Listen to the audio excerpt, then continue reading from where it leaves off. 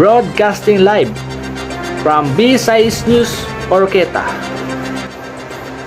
Hello people in the world, this is Amil J. Kagumbay serving you a hottest and most terrifying news in the hour. Your news, our business. The more contagious Delta variant of the coronavirus has spread across the Philippines, bringing the death toll of a 4-month high. The country has seen more than 29,000 deaths and nearly 1.7 million infections in an attempt to slow the spread of COVID. The capital Manila has been placed under the tightest quarantine curbs as residents fight for two things that badly need right now: a vaccine and economic assistance. For those struggling to make a living in Manila, direct government aid like this is a lifeline. The pandemic has shattered their livelihoods. Each household entitled to up to 4,000 pesos or about 68 euros with the money they hope to survive the ongoing lockdown. We have journalist AJ joining us. Hello AJ, it's great to have you back in Visayas News Orqueta. Well, it's great to be here. Thanks for having me, Amil J. You're in Manila right now. Tell us a bit more about how it feels to be in the city.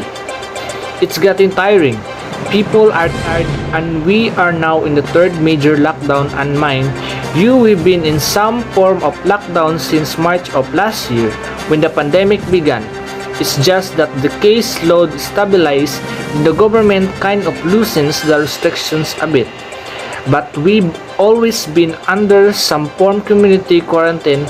That's the catchphrase here, and people are tired, and especially because they don't see much new strategy or plan from the government on how to combat the pandemic.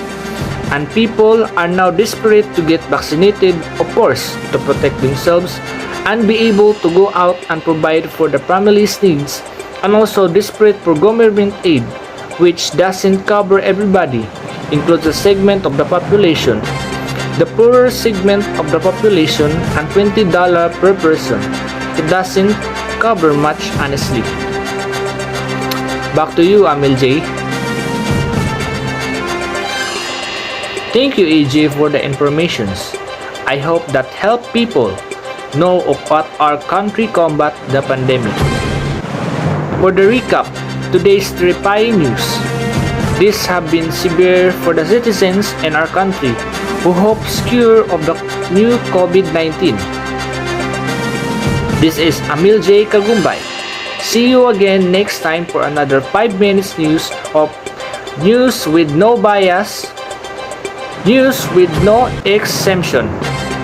This is Visayas News Orqueta. Your news, our business. God bless and keep safe.